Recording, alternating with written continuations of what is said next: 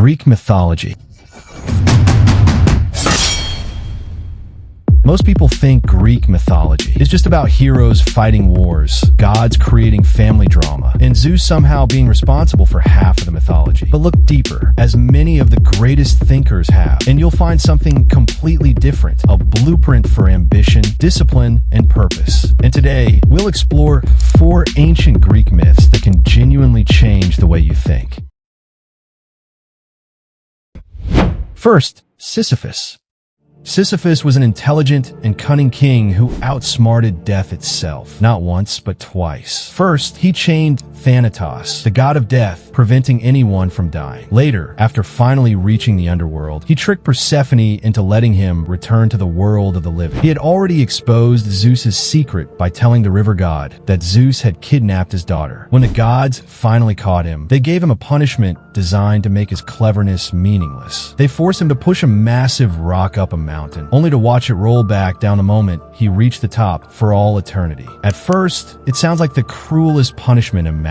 But why a great philosopher like Albert Camus said, "One must imagine Sisyphus happy," because Camus' idea is this: what if life itself sometimes feels like pushing a rock uphill? You study, then another exam comes. You build a business, then new problems appear. You clean your room. Tomorrow it's messy again. The work never truly ends. One must imagine Sisyphus happy, not because pushing a rock for eternity is fun, but because if life is made of repeated effort, then happiness can't depend on reaching the end. It has to come from the act of pushing. If your happiness depends on reaching the top of the mountain, you're going to hate 99% of your life. So learn to find satisfaction in the process. Don't wait for the destination to give you joy. Enjoy the journey. Second, Achilles.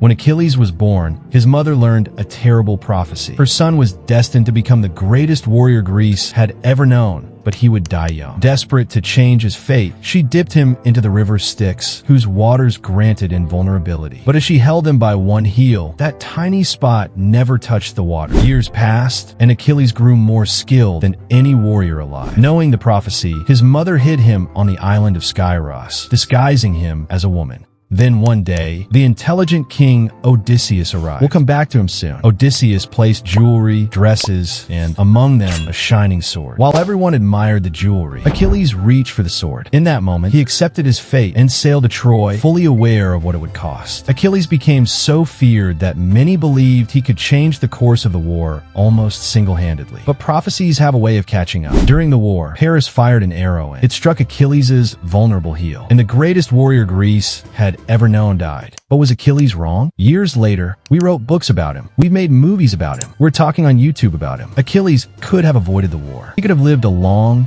comfortable life. Instead, he chose a short life with purpose. That's the price of greatness. Every meaningful goal asks for something in return. Whether it's building a business, becoming an athlete, creating art, comfort and greatness rarely travel together. The question isn't whether you'll have to sacrifice. The question is what you're willing to sacrifice for. Third, Icarus.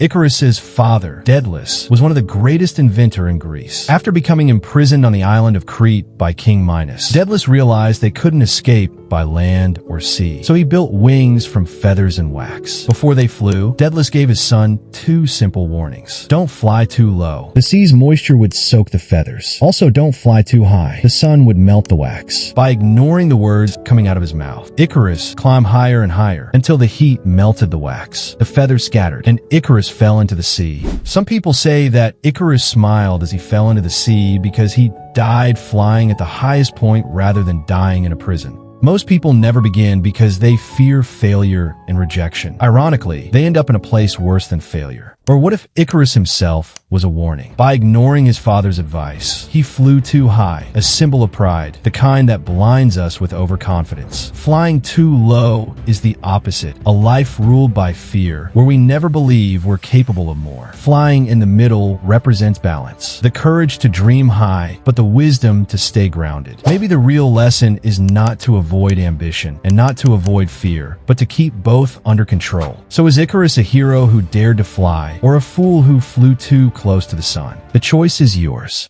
Fourth, Odysseus.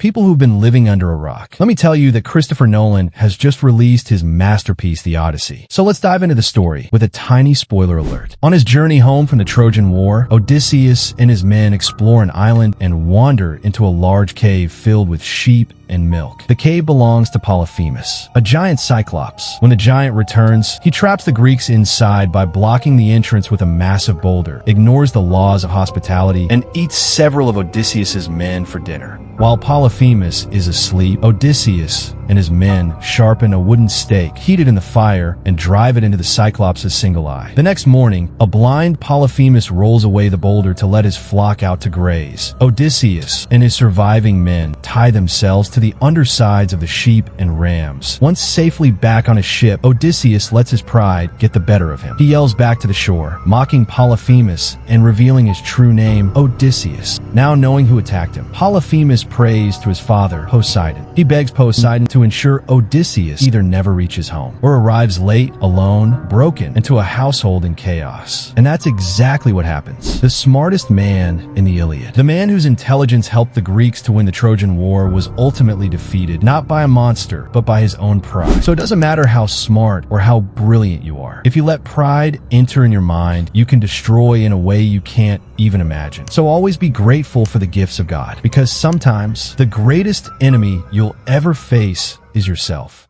So these were 4 Greek myths that can change your life. Every story we've heard, whether it's mythology, religion, or history, has always carried a deeper meaning. Because you only get one life, but through stories, you can learn from thousands of others. And when you apply those lessons to your own life, you become a better version of yourself. If you want to grow spiritually, mentally, and physically, hit that like button and subscribe to Biceps too. We're building legends here, not followers. In the end, be limitless.